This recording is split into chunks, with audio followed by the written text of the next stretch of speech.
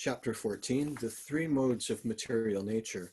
The Supreme Personality of Godhead said, "Again, I shall declare to you this supreme wisdom, the best of all knowledge, knowing which all the sages have attained the supreme perfection."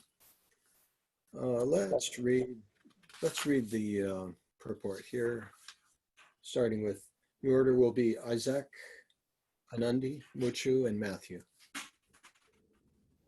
From the 7th chapter to the end of the 12th chapter, Sri Krishna in detail reveals the absolute truth, the Supreme Personality of Godhead. Now, the Lord himself is further enlightening Arjuna.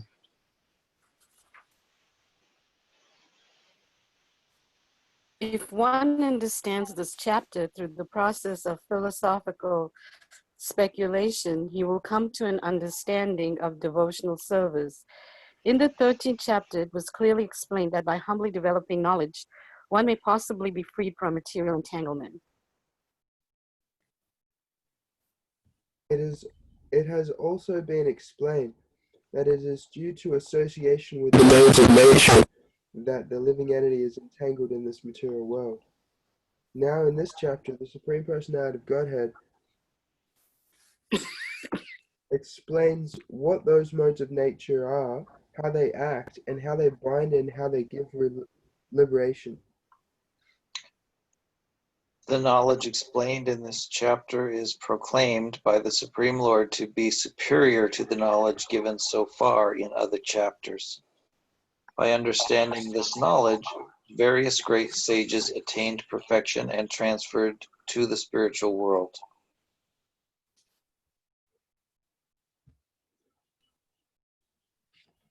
Is that me now? Yeah. The Lord now explains the same knowledge in a better way. This knowledge is far, far superior to all other processes of knowledge thus far explained, and knowing this, many attain perfection. Thus, it is expected that one who understands this 14th chapter will attain perfection. Wow, that's quite a build-up. Yeah. You're expecting something really good now. I've read it before, but I haven't read that purport for the last few times we've been through. Anandi, go ahead and read text 2. By becoming fixed in this knowledge, one can attain to the transcendental nature like my own. Thus established, one is not born at the time of creation or disturbed at the time of dissolution. Yeah, let's read this purport too. After acquiring perfect transcendental knowledge, one acquires qualitative equality with the Supreme Personality of Godhead, becoming freed from the repetition of birth and death. One does not, however, lose his identity as an individual soul.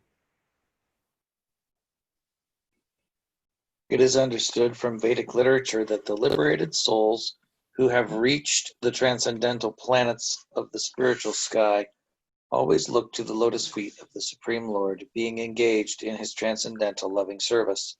So even after liberation, the devotees do not lose their individual identities.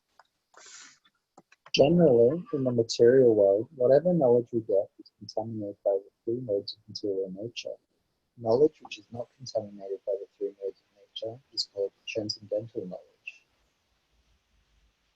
As soon as one is situated in that transcendental knowledge, he is on the same platform as the Supreme Person. Those who have no knowledge of the spiritual sky hold that after being freed from the material activities of the material form, this spiritual identity becomes formless without any variegatedness. However, just as there is material variegatedness in this world, in the spiritual world, there is also variegatedness. Those in ignorance of this think that spiritual existence is opposed to material variety. But actually, in the spiritual sky, one attains a spiritual form. There are spiritual activities, and the spiritual situation is called devotional life. That atmosphere is said to be uncontaminated, and there one is equal in quality with the Supreme Lord. To obtain such knowledge, one must develop all the spiritual qualities.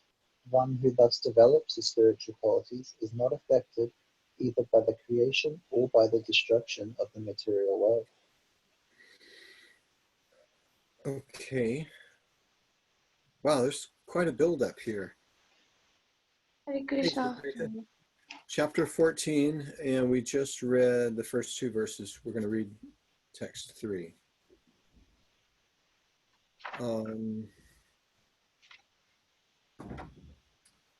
Okay, so first two verses, we're saying this is going to be a really good chapter. Now he starts.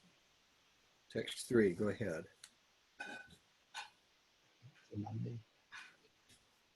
I think Anandi. Oh, the total material substance called Brahman is the source of birth, and it is that Brahman that I impregnate, making possible the births of all living beings, O son of Bharata. And the next verse, Mucha. It should be understood that all species of life, O son of Kunti, are made possible by birth in this material nature, and that I am the seed-giving Father. Next verse. Material nature consists of three modes: goodness, passion, and ignorance. When the eternal living entity comes in contact with nature, O mighty armed Arjun, whoa, he becomes conditioned by these modes. What was that? The dog ran into her food bowl. You were just like giving special effects for what you were reading. Okay, so let's see. In the last few verses, Krishna said, there's Brahman, I impregnate that, I am the father of all living beings. The living beings appear in Brahman, and then they come in contact with, when they come in contact with the three modes of nature, they become conditioned by these modes. And let's see, how is the word conditioned used in today's language? Like air conditioning. Influenced? Did Muchu say air conditioner? Yeah. Yeah, good. That's right. That's right. It puts a condition on the air. The air is a certain way, and then the air conditioner conditions it and makes it a different way. And what did you say, Anandi? I guess I'm reading text 5, and when he says he becomes conditioned by these modes, I said he becomes influenced. Influence. Ooh, yeah. So, oh, I like that. So it influences, the air conditioner influences the air. Yes. Suprita looks like she just washed her hair. Did you use a hair conditioner? Yeah. Yeah. And so it influences your hair. It puts a condition. It changes its condition. So air conditioner, hair conditioner. We also have conditional surrender. Conditional love. Conditional love. Yeah. So we put conditions on things. But in our pure state, we don't have conditions. The natural state of the air will be hot and humid. You could also talk about a conditioned response. Oh, And that would be something that you get habituated to where you're not even willing it or thinking about it. You're just doing it because it's your habit, or you've been conditioned by your environment to behave in a certain way. so what's an example of a conditioned response? I think with Pavlov's dogs and the bell, and they would salivate when they heard the bell, even though they weren't given food. Yeah, just because they heard the bell, then they knew it was time to eat, they'd be given food, and then, yeah. And our typical conditioned response would be every time my wife does that, I get angry and I yell at her. And there's really no need for it, because then her conditioned response is to yell back at me, and then there's no communication going on. We're just acting under conditioned responses. And that's where a therapist will come in and say, well, you don't really need to get angry every time she cuts the cucumbers wrong or something like that. And a lot of times it is something really silly. And it takes an outside person to say, you know, this isn't as big of a deal as you're making of it. And so you start to realize, I can make a choice. I don't have to follow this conditioned response. So to become aware of it, that this is an unthought out conditioned response. Yeah, I like that. Material nature consists of three modes: goodness, passion, and ignorance. When the eternal living entity comes in contact with nature, O mighty armed Arjun, he becomes conditioned by these modes. Suprita, you want to read the couple sentences in this purport to text 5? Okay. The living entity, because he is transcendental, has nothing to do with this material nature. Still, because he has become conditioned by the material world, he is acting under the spell of three modes of material nature. Because living entities, Isaac? Because living entities have different kinds of bodies, in terms of the different aspects of nature, they are induced to act according to that nature. That is the cause of the varieties of happiness and distress. Because living entities have different kinds of bodies in terms of the different aspects of nature, they are induced to act according to that nature. So nature, three modes of nature are causing us to take on a particular kind of body, and then we have that body, then that body dictates to us certain modes of nature, and we're trapped. There's no way out. Okay, next verse. Anandi? O sinless one, the mode of goodness being purer than the others is illuminating, and it frees one from all sinful reactions. Those situated in that mode become conditioned by a sense of happiness and knowledge. And let's read this purport. You ready, Mucha? O sinless one, the living entities conditioned by material nature are of various types. One is happy, another is very active, and another is helpless. Okay, there's the three modes of nature described in simple language.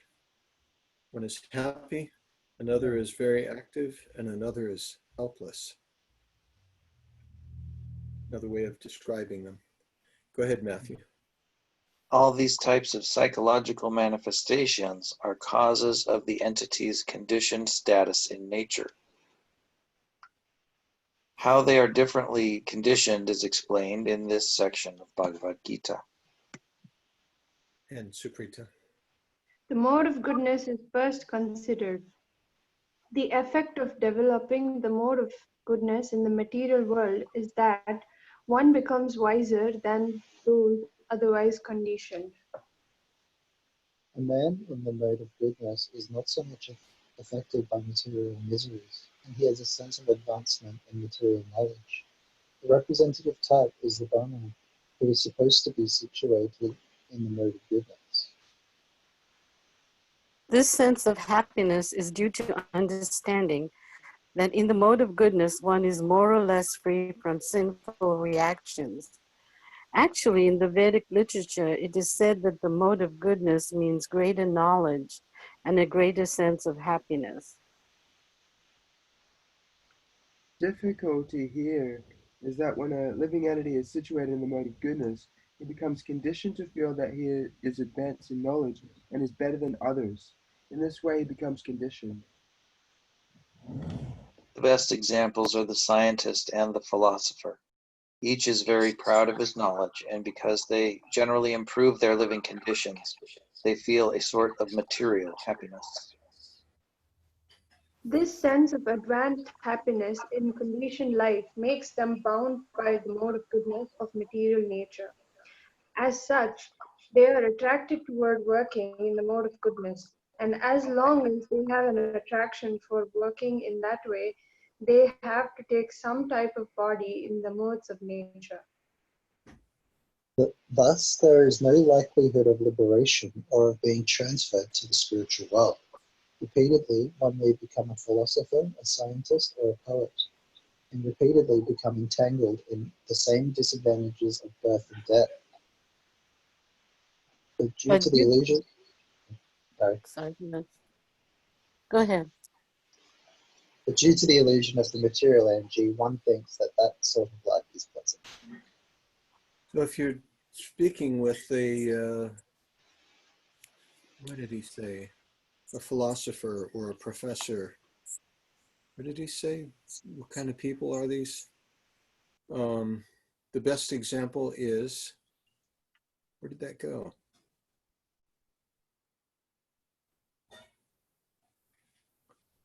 Oh, the scientist and the philosopher. The best examples are the scientist and the philosopher. Each is very proud of his knowledge. Because they generally improve their living conditions, they feel a sort of material happiness. That'd be a nice, if you had a friend that was a scientist or a philosopher, this would be a nice little purport to read to them and say, you're in the mode of goodness. You're more elevated than the others. Now here's your chance to progress. Okay, text 7, Anandi. The mode of passion is born of unlimited desires and longings, O son of Kunti, and because of this, the embodied living entity is bound to material fruitive actions. And the next verse. O son of Bharat, know that the mode of darkness born of ignorance is the delusion of all embodied living entities. The results of this mode are madness, indolence, and sleep, which bind the conditioned soul.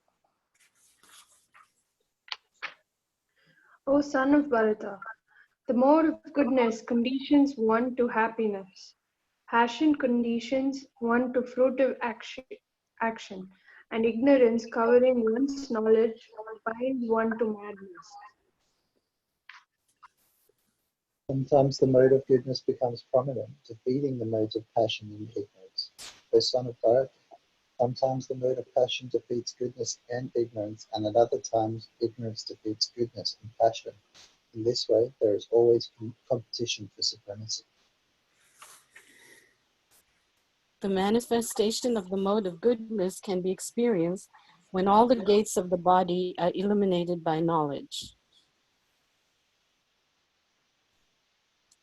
O chief of the Bharatas, when there is an increase in the mode of passion, the symptoms of great attachment, fruitive activity, intense endeavor, and uncontrollable desire and hankering develop. Is Mucha still in? Yeah. Okay. Yeah, you're supposed to be after Anandi. Sorry. Yeah, Matthew's getting in the mode of passion there.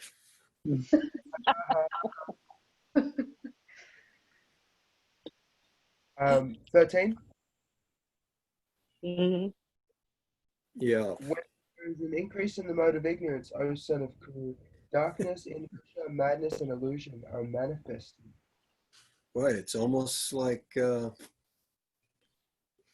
guys both symptomize that, Matthew, by pushing in, and Mucha's just like, what? Of course, you guys are just putting on, it's just an act. We know you guys are transcendental to all of that. But that was good. was good. It was almost as if you rehearsed it.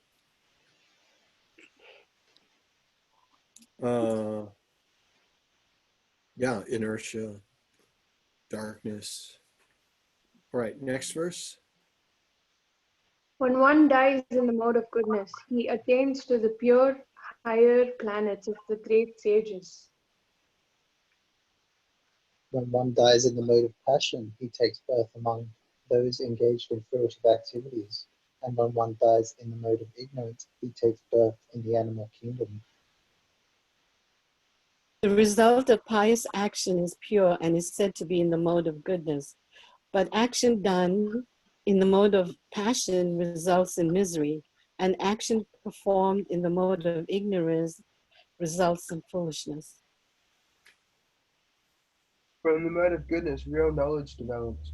From the mode of passion, greed develops. And from the mode of ignorance develop foolishness, madness, and illusion. Those situated in the mode of goodness gradually go upward to the higher planets. Those in the mode of passion live on the earthly planets, and those in the abominable mode of ignorance go down to the hellish worlds. When one properly sees that in all activities no other performer is at work than these modes of nature, and he knows the Supreme Lord, who is transcendental to all these modes, he attains my spiritual nature. When the embodied being is able to transcend these three modes associated with the material body, he can become free from birth, death, old age, and their distresses, and can enjoy nectar even in this life. Let's go back and read the purport to text 19. Nandi, read the verse again. Yeah, 19.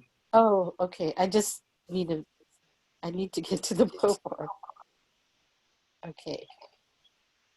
When one properly sees that in all activities no other performer is at work than these modes of nature, and he knows the Supreme Lord, who is transcendental to all these modes, he attains my spiritual nature. Okay, I guess this is what Krishna was saying in the beginning. This is the best knowledge.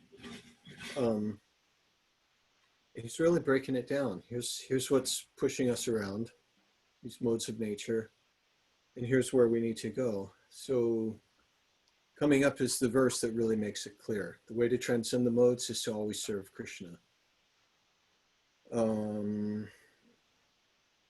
All right, let's read this purport. Go ahead, Muchu. One can transcend all the activities of the modes of material nature simply by understanding them properly, by learning from the proper souls. The real spiritual master is Krishna, and he is imparting this spiritual knowledge to Arjuna.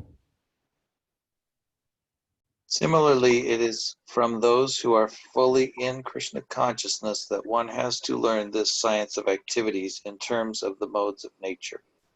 Otherwise, one's life will be misdirected. By the instruction of a bona fide spiritual master, a living entity can know of his spiritual position, his material body, his senses, and how he is entrapped and how he is under the spell of material modes of nature. He is helpless being in the grip of these modes, but when he can see his real position, then he can attain to the transcendental platform, having the scope for spiritual life. Actually, the living entity is not the performer of different activities. He is forced to act because he is situated in a particular type of body, conducted by some particular mode of material nature. Unless one has the help of spiritual authority, he cannot understand in what position he is actually situated.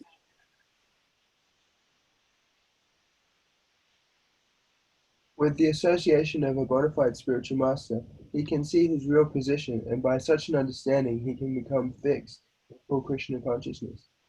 A man in Krishna consciousness is not controlled by the spell of material modes of nature.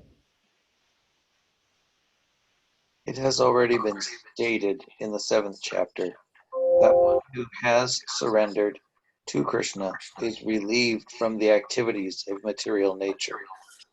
For one who is able to see things as they are, the influence of material nature gradually ceases. Ooh, I like that last sentence. That would be an interesting little note to take and put on a, I don't know, a little sign in your house or something. So you're going to say Remember. t-shirt? Yeah, we've already said that. T-shirt, coffee mug, bumper sticker, tattoo. For one who is able to see things as they are, the influence of material nature gradually ceases. Just by seeing things for what they are. What do you guys think of that? Does that make sense? How does Yeah, that work? I thought of Krishna consciousness as synonymous with clarity. Synonymous with what? Clarity. Clarity. Oh, okay. Yeah, like Synonymous. Prabhupada, Krishna consciousness means pure consciousness, which is similar to clarity, right? Oh, yeah, yeah. Yeah, and Prabhupada does say that in a purport. Somewhere I remember him saying that Krishna consciousness means clear consciousness, just like Right. water. Yeah. Water is originally clear, but when it hits the ground, it becomes muddy Yeah. and unclear.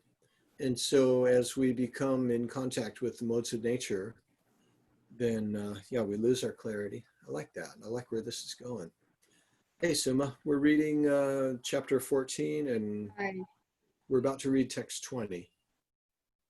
14, 20. Okay, thanks. For one who is able to see things as they are, the influence of material nature gradually ceases. What else? What do you have to say about this, Isaac? T-shirt. Everything. I mean, it's already been said.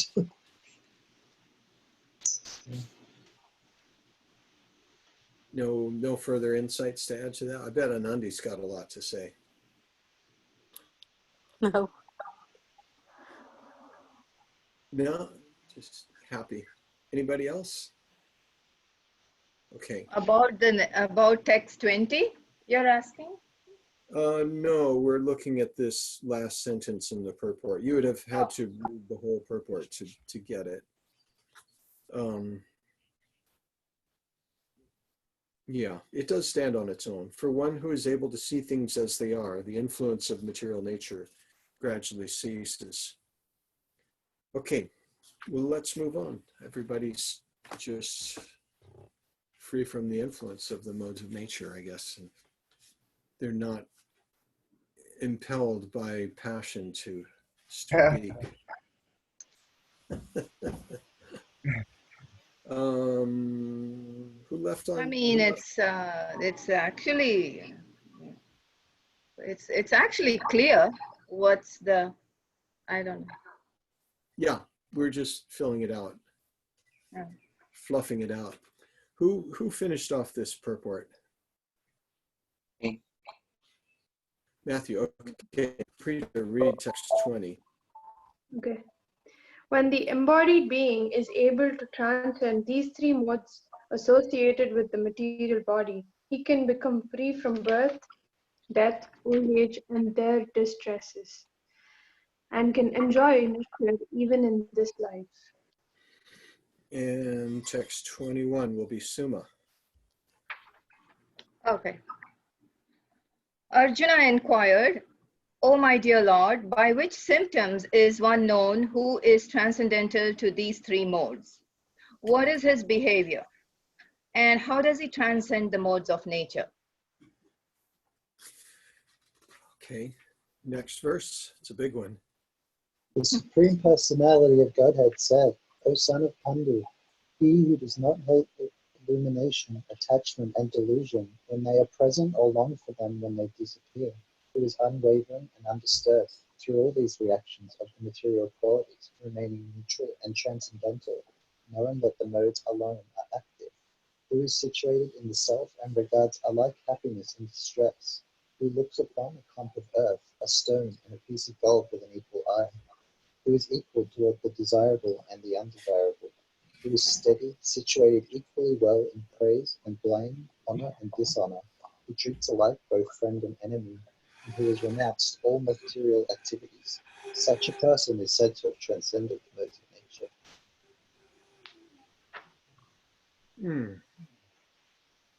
All right, so Arjun's question, or it was a few questions, but basically one question. How do we get there?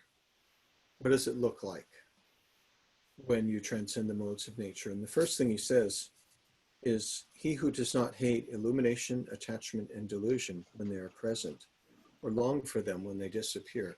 So what do these words mean? What do you see any connection? Illumination, attachment, and delusion. Sounds like the modes. Really? How so? Illumination, that's goodness. Mhm. That's passion and Mhm. brilliance.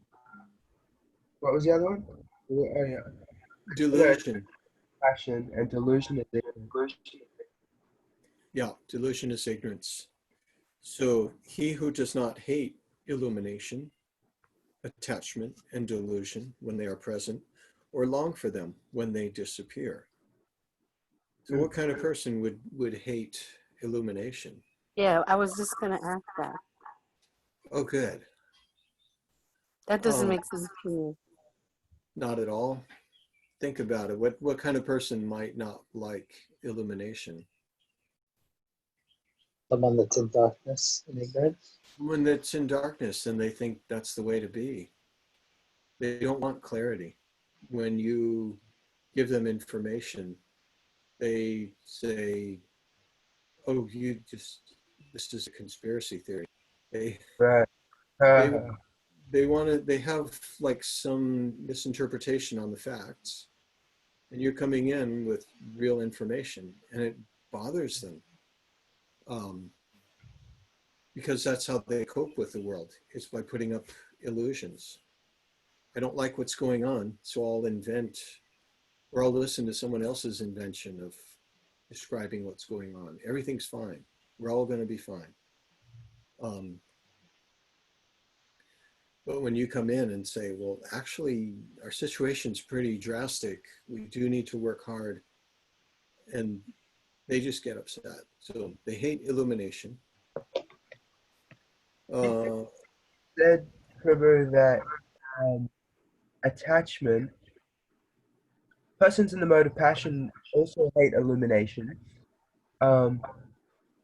Like Good point. For myself, like I think it's a spectrum. I don't hate illumination, but um, I'm very distracted, so I'm not always very present in Bhagavatam class. So I'll be taking a note, and then it will go on to some other thought, like, oh, this is attached, that's connected to this point as well, and then I'll miss something that was said in the class. So that's like distraction, which is kind of the opposite to sorry, it's similar to attachment, right? Distracted, yes, not being fully illuminated with and present. What do you think? Attachment, you said, was like distraction. Yeah, Uh-huh. Okay, I'll go with that. I'll go with that. It seems like whichever one you're in, you're going to hate the other two. yeah, true. Um, Was this really written like this? I mean, this sentence just doesn't make sense to me. well, yeah, let's look at the Sanskrit. Sri Bhagavanuvacha, Prakasham cha pravrittim cha, moham eva chapandava, na dveshti sampravrittani, na nivrittani kankshati. Yeah, it is like that. Prakasham, illumination, and cha, pravritim, attachment, cha, and moham, illusion. But why does it say he who does not hate illumination, attachment, and delusion? That verb doesn't make sense to me. He who does not hate illumination, attachment, and delusion. What is it that doesn't make sense? Oh, The verb. does not hate. It's right there in the Sanskrit. Nadveshti. Yeah. Anandi, what is it again? This just, and I'm an English major. It doesn't make sense to me. Who Okay. does not hate illumination, attachment, and delusion when they're present? I mean, does this mean a person who's truly detached? A person, yeah, he does not hate. When illumination, attachment, or delusion are present, he doesn't hate any of them. He doesn't hate illumination. He doesn't hate attachment. He doesn't hate delusion. What is it that doesn't make sense? No, actually, illumination seems to be a positive thing, but in this sentence, the two other sort of not so great positive things which are necessary for spiritual growth are attachment and delusion, but they have put all three in the same sentence. Yeah. All right. Is that what it is, Anandi? I'm trying to Something understand. like that. Yeah, I don't understand it myself. Must be some impurity. I think it just means one who doesn't hate the ups and downs and just he's like detached from everything. Like he doesn't stick to one mode. Either he's not attached to anything. He's not always happy, or he's just detached from all three modes, all these three Right. feelings or emotions or whatever. Has not been conditioned by, is not influenced by illumination, attachment. Well, basically, if somebody is not bothered by any of this, then he is truly transcended. I mean, if he's not bothered by anything that comes his way, attachment, delusion, knowing, not knowing, right? Yeah. So and doesn't hate them either. So when Damaguna is there, there's no hatred. He's just observing it. And I'm like, okay, there it is. Like, Yeah, that makes sense now. yeah. Yeah, Sorry. it's neutral in the word for word. Neutral. But if I have tamogun, how will I realize that?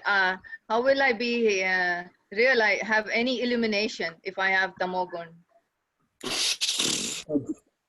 Anyway. Well, that's always going to be going on. The three modes of nature are always working at each other. You never stay in one entirely. That's why The we other need two the will always knowledge. be. What's that? That's why we need the knowledge. If we're in one mode, we need the knowledge to bring us into a mode of goodness or whatever. If we're in the mode of passion, then understanding that we are influenced by these three modes and surrendering all our senses to Krishna, then we bring back ourselves to mode of goodness. Yeah. Goodness is a good target. And ultimately we transcend it. Goodness is it's a good target. It's a good place to aim for. And gradually we will try to serve Krishna and to develop devotion for Krishna. He's going to answer that in the next verse. That's how to achieve this position.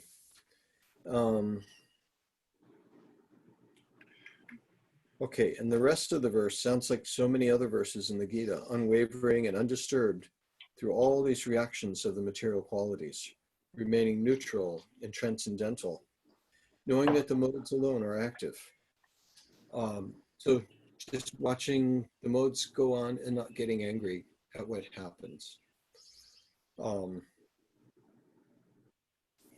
then let's go to the next verse. Anandi, 26. One who engages in full devotional service, unfailing in all circumstances, at once transcends the modes of material nature, and thus comes to the level of Brahman. And we'll read this purport. 26. This verse is a reply to Arjuna's third question. What is the means of attaining to the transcendental position? As explained before, the material nature is acting under the spells of the modes of material nature.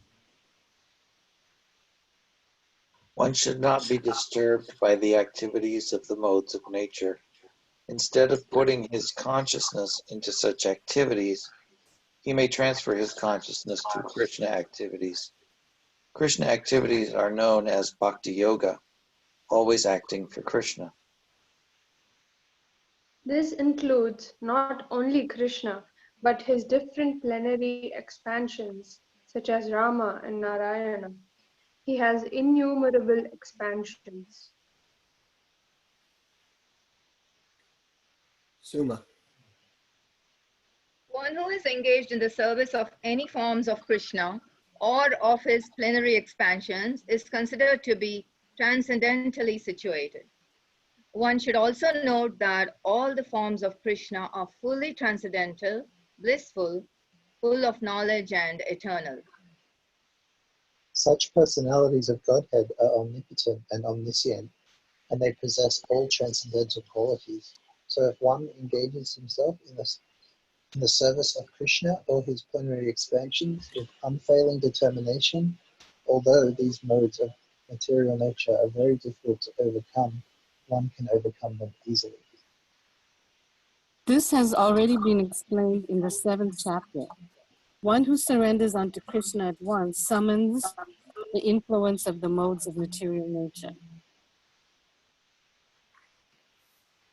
Or surmounts. I can't see, sorry. Does it say surmounts? Let me Yes. choose the word. Sorry. Do you want me to read that again? One who surrenders unto Krishna at once surmounts the influence of the mode of material nature. Mm-hmm.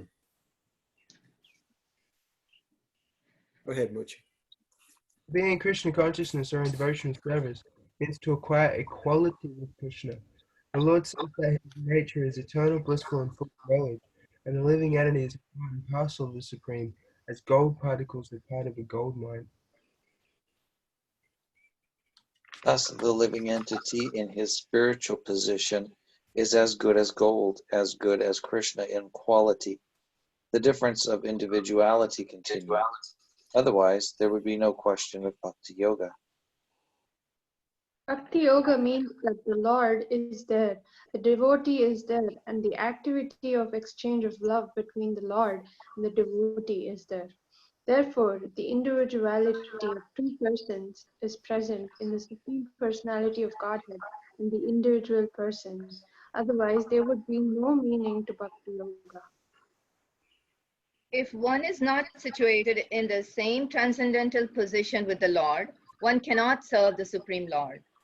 To be a personal assistant to a king, one must acquire the qualifications. Thus, the qualification is to become Brahman, or free from all material contamination. It is said in the Vedic literature, Brahmaiva Sambrahmati Eti,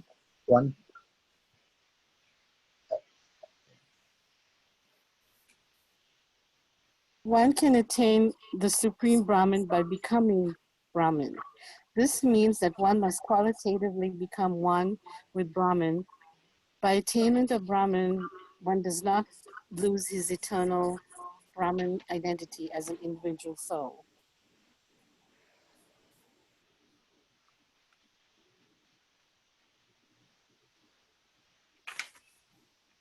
Mochu. Next verse. Yeah. Before we go on to the next verse, Mhm. it says here one can attain the supreme Brahman by becoming Brahman, right? So if you say Aham Brahmansi, why do some of the Hare Krishnas like object to that? We don't object. We say it also. Oh, okay. I thought you did. No. Okay, sorry. Prabhupada says, yeah, Prabhupada says, let's take it a step further. There is activity of Brahman. Yes. I am, but there is the activity which is to serve the Parabrahman. Right, agree with that. But okay, sorry. Okay. That was easy. Yes. Okay, 27. I am the basis of the personal Brahman, which is immortal, imperishable, and eternal, and is the constitution of this ultimate happiness. Brahmano hi pratishtaham amritasya vyayasya cha shashvatasya cha dharmasya sukhasya kanti kasya cha. And that is chapter 14. Shall we read this last purport? It looks like, yeah, there's some good stuff in here. Let's do that. The constitution of Brahman is immortality, imperishability, eternity, and happiness. Brahman is the beginning of transcendental realization. Paramatma, the super soul, is the middle, the second stage in transcendental realization, and the Supreme Personality of Godhead is the ultimate realization of the absolute truth. Therefore, both Paramatma and the impersonal Brahman are within the Supreme Person.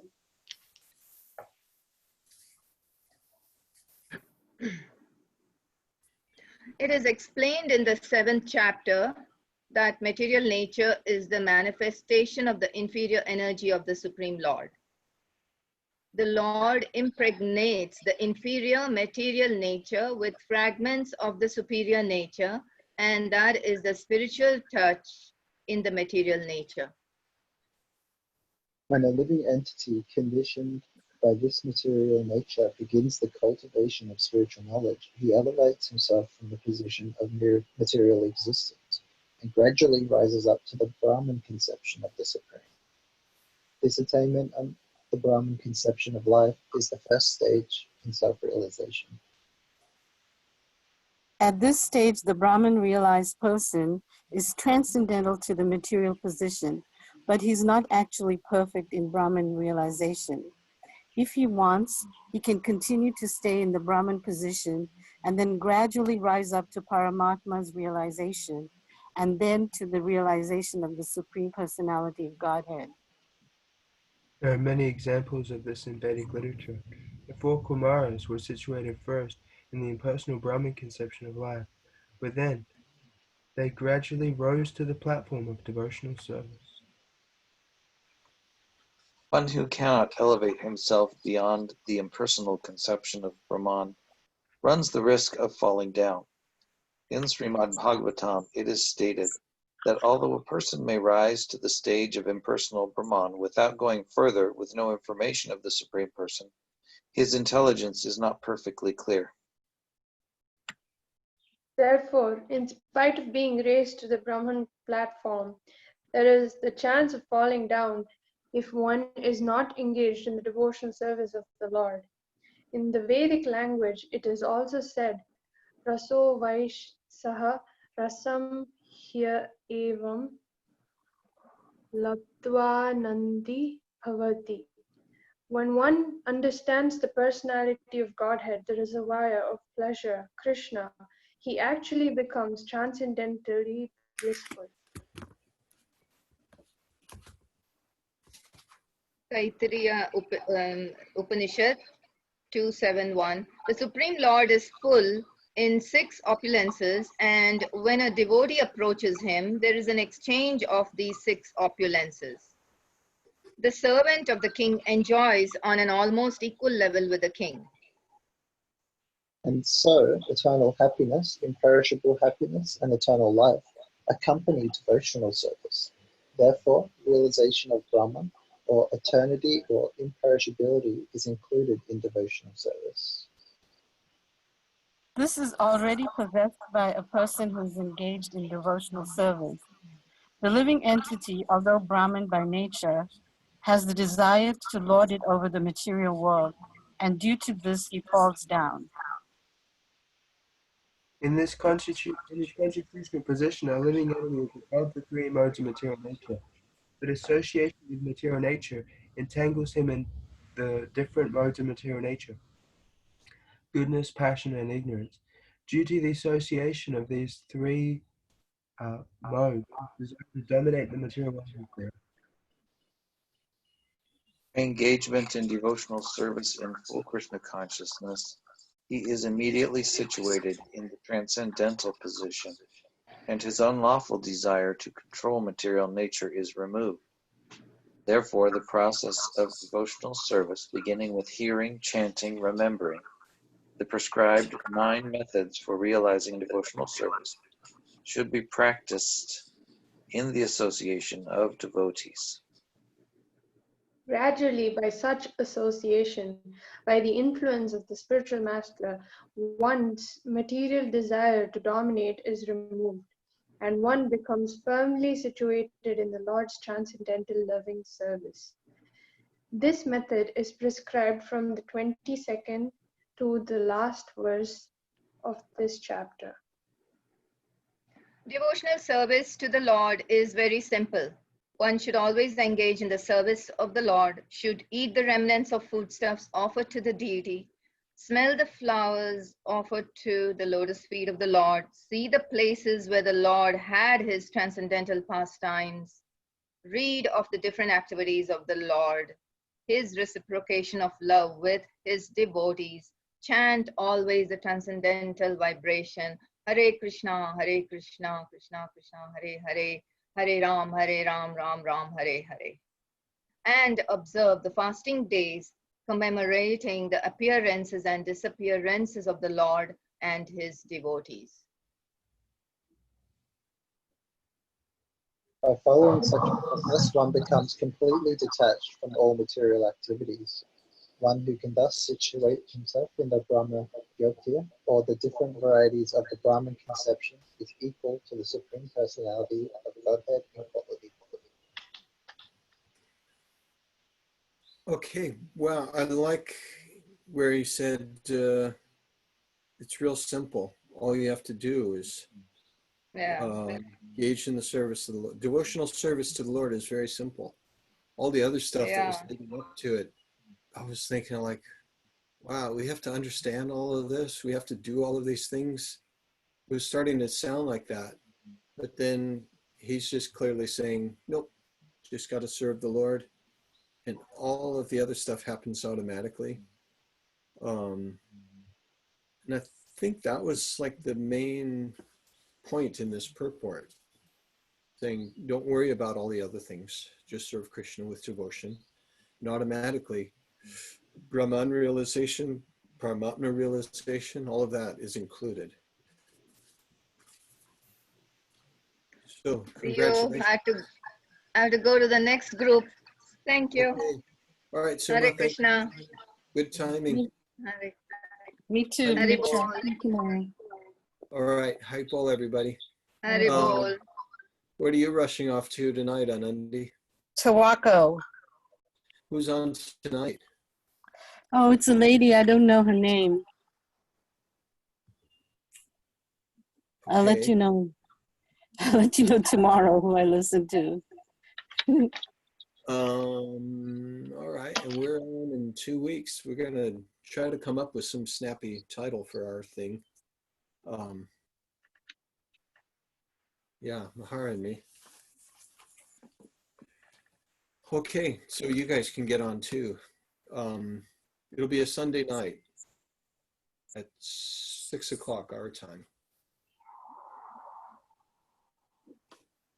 You guys can be on there too and cheer for us. All right. Well, I was going to talk to Isaac, but he disappeared. Did he? God. Weird. I'll message him on Instagram. Yeah, let's see. Yeah, he only does Instagram. Yeah, tell him I'm still on the call and he could just jump right back on. And then everybody else can. Okay. Once I'll he's take on. leave now then, Prabhu. Thank you for your association. Oh man, thank you. This is like this. I don't know how I've lived this long without this. Yeah, so good. You guys are great. Oh, and coming up, I think I mentioned it last night. We're gonna, when we finish this Bhagavad Gita this time around, we're gonna start reading Chaitanya Charitamrita. Oh yeah. Yes. Yeah. Thank you. So keep that in. We've got, let's see, 15, 16, 17, 18, 18. So 5 more days. So after, let's see, 6 more days. So it'd be next week, Tuesday, I think, we start Chaitanya Charitamrita. So stay tuned. Nectar. Looking All forward to the 3 leelas or What'd you ask, Suprita? is it like Madhya Leela, Adi Leela? We are going to start in the Madhya Lila. We're going to start in the middle. I'm just going to jump into the stories because the beginning is a lot of philosophy. There's a lot of nice stories in the beginning too, but I want to just jump into the middle stories and you'll get to meet everybody, you'll get to know everybody, and then we'll read the whole Chaitanya Charitamrita. We'll go all the way through, and then we'll start over. Then the beginning will make more sense. I'm excited. Awesome. Thank you. Oh, good, good. Tell your friends, and maybe we'll get a few more Chaitanya Charitamrita readers. And that was funny what Anandi said last night. I'm a Chaitanya Mahaprabhu kind of girl. He appeals to my hippie roots. Okay. Hare All right. Krishna. Thank you. Haribol. Haribol, everyone. Song. We forgot to do the songs. No. Yeah. No. Forget about it. You know, Mahara heard you singing and she said, wow, she's really good. So you Is got to, Mataji joining us for Chaitanya Charitamrita? I don't know. We'll work on her. Yes, we want her. Okay, you can work on her. There's a chance if you work on her, she'll listen. And maybe sometimes she could just be the substitute teacher. I'll just let her take it over. Because yeah, she loves it. And yeah, I think she'll run with that. What should you get any response from him? No, not yet. Okay, maybe you had things to get off to. All right, Haribol, everybody. Hare Krishna. Haribol.